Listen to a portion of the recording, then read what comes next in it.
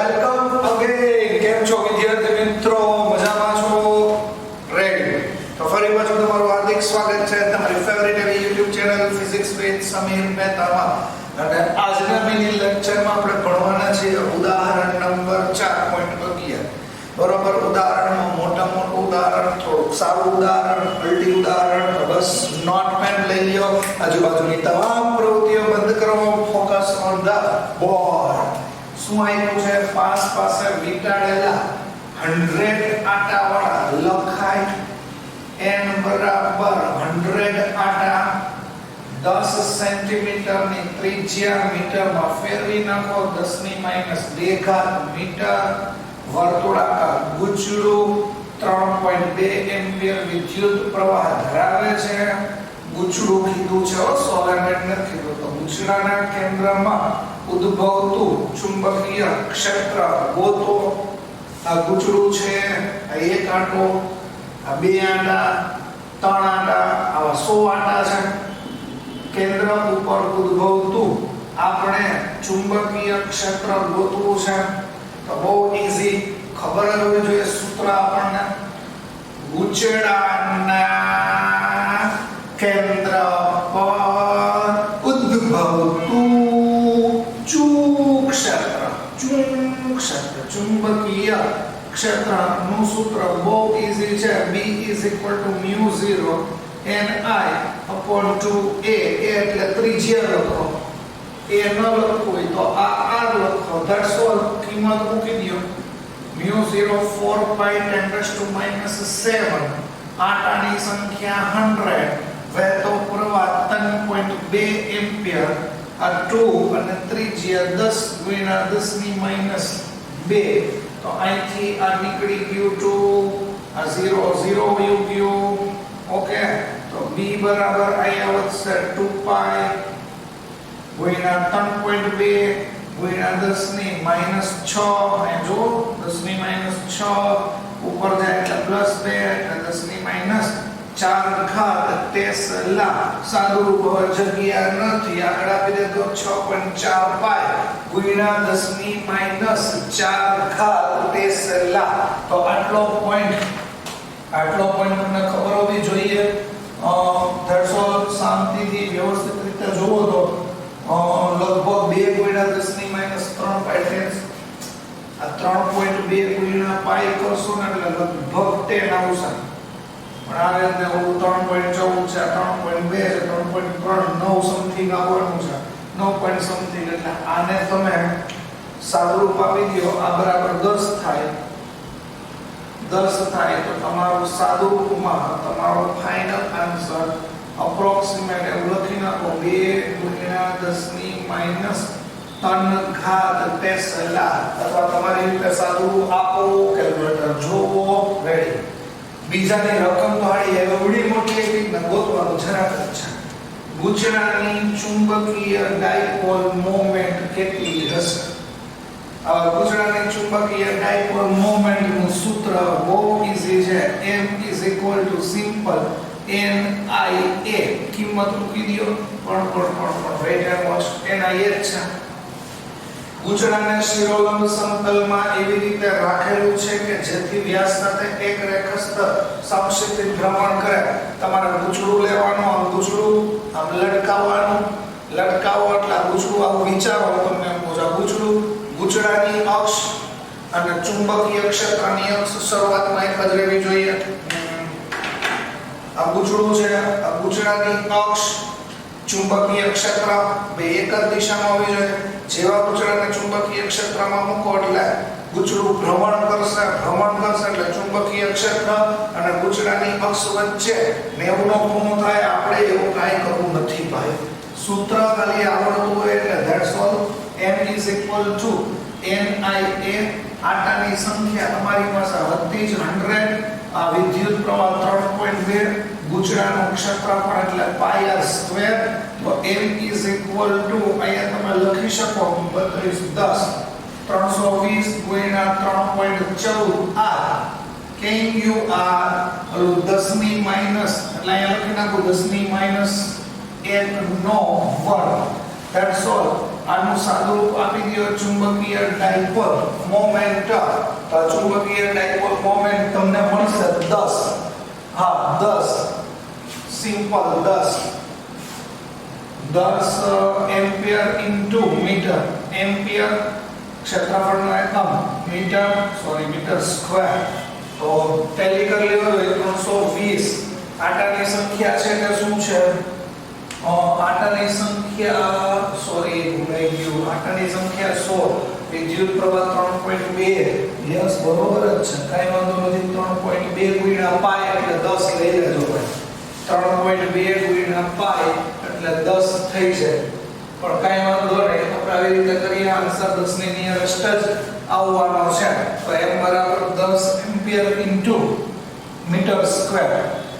બરોબર છે. આટલું તમને ખબર છે. દિશા ગોતવી હોય તો તમને ખબર જ છે, જમણા હાથના અંગૂઠાના નિયમ પ્રમાણે તમે આની દિશા ગોતી શકશો. રવિવારની થર્ડ એક્ચ્યુઅલી આનો જવાબ છે ને, મને મજા નથી આવતી. એનો જવાબ આવશે 10.0418. તો આવો જ જોઈએ 10.0418. પણ કાંઈ વાંધો નહીં, અપ્રોક્સિમેટ 10 લઈ લો. હવે તમને છે ને જે કીધું છે ને એ વાત સમજજો. આ ચુંબકીય ડાયપોલ મોમેન્ટ છે. પછી આ જે આપી ને લગ એ એક્ચ્યુઅલી ત્રિજ્યામાં લેજો. એ તો બુકમાં આવ્યું છે એટલે મેં આ રીતે લખ્યું છે. બાકી આ વાત અહીંયા છે.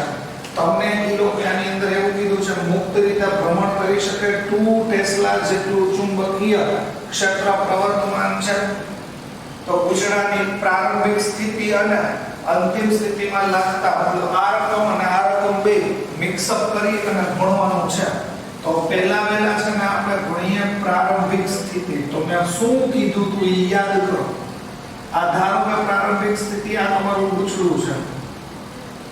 બરોબર, આ પૂછડું છે. પ્રારંભિક સ્થિતિમાં મેં શું કીધું તું? પૂછડું આમ છે, ચુંબકીય ક્ષેત્ર આમ છે, પૂછડાની અક્ષ આમ છે.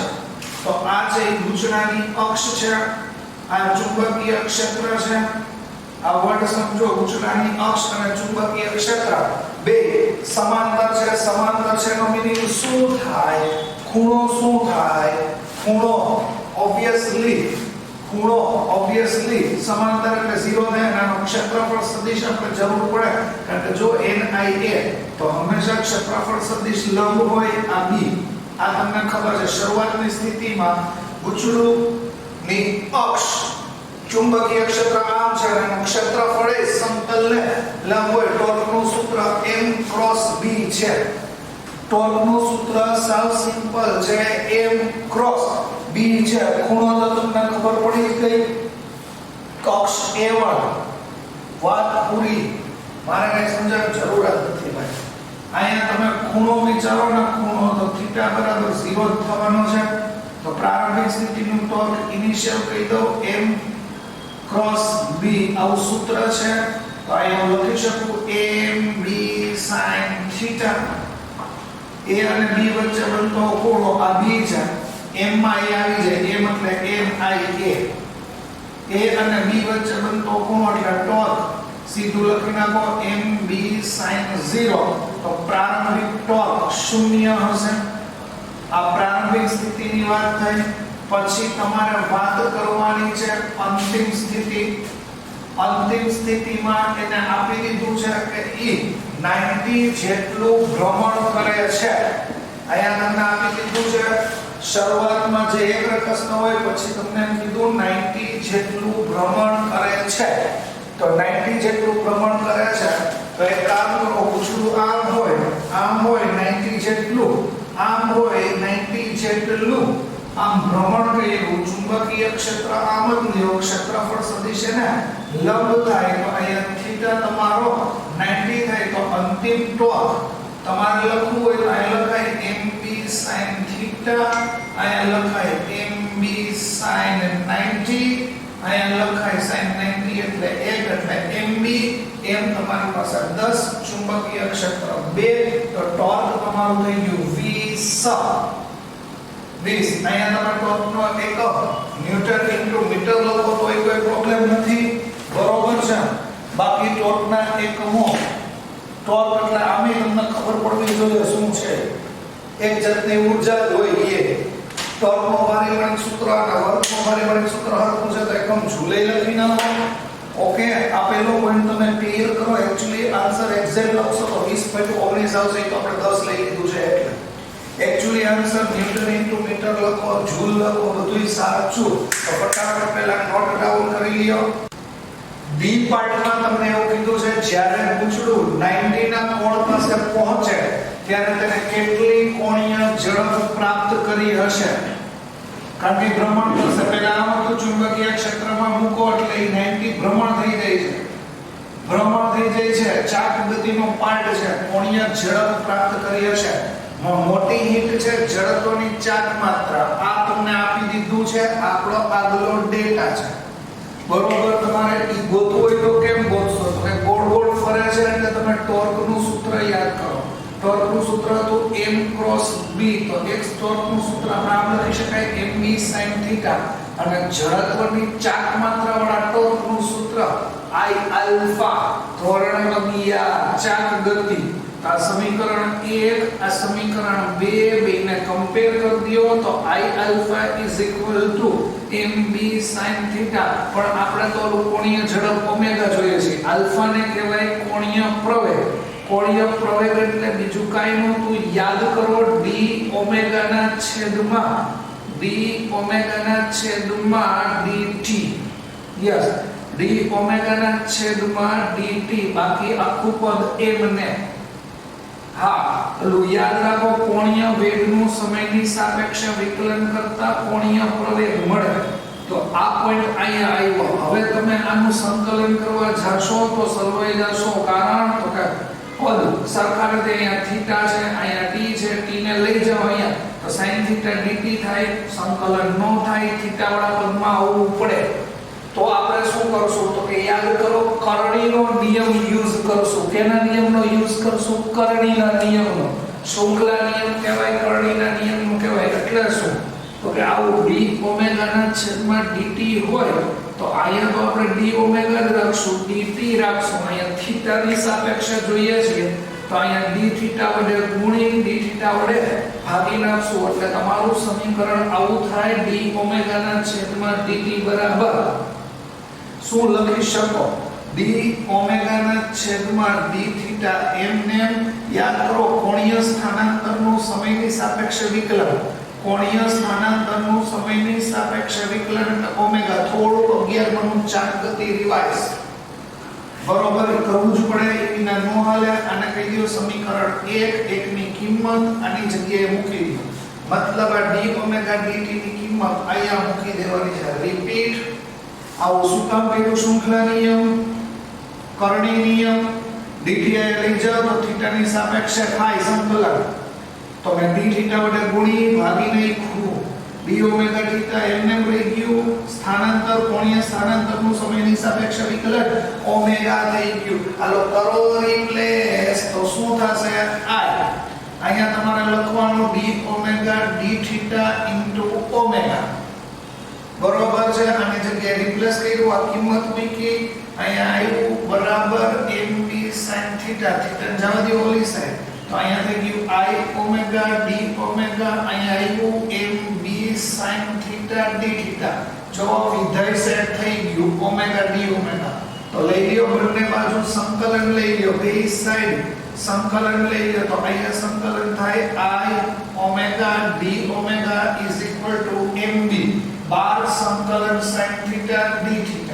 ભ્રમણ કેમ આપો છો? યાદ રાખો, શરૂઆતમાં 0 કોણે હોય ને પછી તમે એને 90 ના કોણે લઈ જાવ છો એટલે π/2. પહેલા 0 આપણો ટોર્ક વાળો પોઈન્ટ હતો 0 અને પછી આ 0 અને આ 90. તો શરૂઆતમાં એનો કોણીય વેગ 0 હોય. અંતિમ કોણીય વેગને ઓમેગા f કહી દો. તો અહીંયા તમારું સંકલન કેવી રીતે થશે? Omega square by 2. અહીંયા ઓમેગા f અને 0 mv એમને. હવે અહીંયા જો sin θ નું સંકલન cos θ અહીંયા π/2 અને 0 લ્યો. That's all. અપર લિમિટ અને લોઅર લિમિટ મૂકો અને તમારી રીતે સાદરૂપ આપી દો. એક્ચ્યુઅલી cos θ minus cos θ સંકલન લેવાનું છે ભૂલ્યા વિના. બરોબર, મારી જેમ ભૂલ નહીં કરતા ઉતાવળે. sin થીટા નું સંકલન minus cos theta that's all પૂરું થઈ ગયું. હાલો અપર લિમિટ મૂકી દો તો શું થશે ઓમેગા f નો square divide by 2 upper limit minus lower limit અહીંયા આવ્યું mb અહીંયા આવ્યું માઈનસ cos pi બાય 2 માઈનસ cos 0 અહીંયા જુઓ I omega f square divide by 2 અહીંયા mb cos 90 ની કિંમત 0 માઈનસ 0 એટલે 0 પ્લસ cos 0 ની કિંમત 1 તમને ખબર પડવી જોઈએ. તો અહીંયા તમારી પાસે આવ્યું I ઓમેગા f નો સ્ક્વેર ડિવાઇડ બાય m મતલબ 2mb ઓમેગા f ના સૂત્રનો કર્તા બનાવી દયો. અહીંયા હું લખી દઉં છું સાઈડમાં ઓમેગા f સ્ક્વેર સૂત્રનો કર્તા બનાવો એટલે અહીંયા આવ્યું 2mb upon I omega f વર્ગ દૂર કરો એટલે વર્ગમૂળ 2mb upon I તમામ કિંમતો છે તમારી પાસે મૂકી દયો 2 m કોણ છે મેગ્નેટિક મોમેન્ટ. તો મેગ્નેટિક મોમેન્ટ તમે ગોઈતી હતી 10 જેટલી હતી અહીંયા નથી લખ્યું. ચુંબકીય ક્ષેત્ર 2 ટેસ્લા જેટલું છે અને ઝડપની ચાક માત્ર 0.1 છે 0.1. આઈ થિંક તમે આનું સાદુરૂપ આપી શકશો. આ એક રીતે દાખલો છે, આ ઈઝી રીતે દાખલો છે એટલે મેં કીધું. હજી આની બીજી રીત છે, બીજી રીત પણ હું તમને કહું છું. બીજી રીત માટે તમારે ફરજિયાત ચાક ગતિ ચેપ્ટરનો કન્સેપ્ટ લેવો પડે. બીજી રીત છે ને 11th બેઝ છે. જો શરૂઆતની વાત કરું તો a અને b વચ્ચે ખૂણો થીટા હોય ત્યારનો ટોર્ક m ક્રોસ b બરાબર mb sin થીટા બીજી. હવે આ ખૂણામાં મારે આમ સૂક્ષ્મ ખૂણાનો વધારો કરવો હોય મતલબ જો ગુચડું આમ છે બરોબર, ધારો કે આવી રીતનું ગુચડું છે, થીટા ખૂણો બનાવ્યો છે, થોડો મારે ખૂણાનો વધારો કરવો હોય વધારો તો એની મેળે ન થાય. મારે એની ઉપર બળ લગાડવું પડે, મારથી કાર્ય કરવું પડે. તો કાર્યનું સૂત્ર ચાક ગતિમાં છે w બરાબર ટોર્ક ઇન્ટુ થીટા. તો ટોર્ક ઇન્ટુ d થીટા લીધું, ચાક ગતિ રિપીટ કરવી. આ બીજી રીત તમને કહું છું. ઓકે, ટોર્કની કિંમત એની અંદર મૂકી દો તો d બરાબર ટોર્ક એટલે અહીંયા થઈ ગયું mb sin theta d theta. Okay, કુલ કાર્ય જોઈએ છીએ. કુલ કાર્ય આખી જર્નીમાં 90 સુધી ફેરવવામાં તો બંને બાજુ સંકલન લઈ લ્યો. હવે તમને ખબર છે sin theta into d theta કાર્ય સિમ્પલ છે. લિમિટ લખવી હોય તો 0 to 90 સુધીની તમે લિમિટ લખી શકો અથવા થીટા 1 થી થીટા 2 સુધીની લિમિટ લખો. ખૂણો છેલ્લે લખશું. થીટા 1 થી થીટા 2 ની લિમિટ લખો. અહીંયા થઈ ગયું કાર્ય, અહીંયા થઈ ગયું mb બરોબર છે. sin થીટા અહીંયા આવ્યું માઈનસ cos થીટા. theta 2 અને theta 1 w is equal to mb minus cos theta 2 minus minus plus cos theta 1. તો w બરાબર આયા mb cos theta 1 minus cos theta 2. તો કયું સૂત્ર આવ્યું, કઈ શોર્ટકટ આવી? કોઈ પણ ઉચરાના ભ્રમણ માટે theta 1 થી theta 2 સુધી લઈ જવા માટે, theta 1 થી theta 2 સુધી લઈ જવા માટે કરવું પડતું કાર્યનું આ સૂત્ર આવ્યું. હવે યાદ કરો કાર્ય ઊર્જા પ્રમેયની જરાક ધ્યાનથી સમજજો. આ w બરાબર તમારી પાસે આવ્યું mb cos theta 1 minus cos theta 2. કાર્ય ઊર્જા પ્રમેય એવું કે w દેખાય ત્યાં ડેલ્ટા કે લખી શકાય તો mb cos theta 1 minus cos theta 2. આનો મતલબ એવો થાય kf minus ki is equal to mb cos theta 1 minus cos theta 2. હવે અહીંયા તમારે જે ઊર્જા મૂકવાની છે હાફ mv2 નો મૂકતા ચાક ગતિ ઊર્જાનું સૂત્ર આવડવું જોઈએ. હાફ I ઓમેગા સ્ક્વેર છે તો અહીંયા તમારે લખાય હાફ I ઓમેગા ફાઇનલ નો square half I omega no square mb એટલે initial mb cos theta 1 minus cos theta 2. હવે જો ધ્યાનથી વાતને સમજો. પ્રારંભિક ખૂણો તો કે 0 નો હતો, અંતિમ ખૂણો pi by 2 90 નો હતો. 0 નો કોણ હોય તો ટોર્ક એ 0 હતું, ટોર્ક 0 હતું એટલે ભ્રમણ ન થાય. એટલે પ્રારંભિક વેગ 0 હતો અને ઓમેગા f છે એ ગોતવાનું છે. That's all. આ તમારે અહીંયા રાખવાનું હાફ I ઓમેગા f નો સ્ક્વેર. આ માઈનસ 0 થઈ ગયું. અહીંયા મૂકો mb cos theta 1 એટલે cos 0, અહીંયા આવ્યું cos 90, cos 90 ની કિંમત તમને ખબર છે, half I omega square is equal to mb cos 0 એટલે 1, 1 minus 0 એટલે 1, એમાં omega f square એટલે 2mb upon I, 2mb upon I જવા દઉં છું, તો અહીંયા તમે લખશો omega f is equal to under root 2mb upon I, અહીંયા તમારી પાસે છે 2 મેગ્નેટિક મોમેન્ટ 10 જેટલી હતી સમથિંગ, આ 2 ટેસ્લા, આ 0.1, તો omega f is equal to 2 ગુણ્યા 2 એટલે 4, 10 છેદનો એટલે 100, તો omega f એટલે under root 400, તો omega f is equal to 20 radian પર મીટર. તો લ્યો આ તમારું ઉદાહરણ કમ્પ્લીટ થઈ ગયું છે. તો ફરી પાછા આપણે મિની લેક્ચરમાં મળીએ છીએ એક નવા ઉદાહરણ સાથે. ત્યાં સુધી good bye, thank you very much.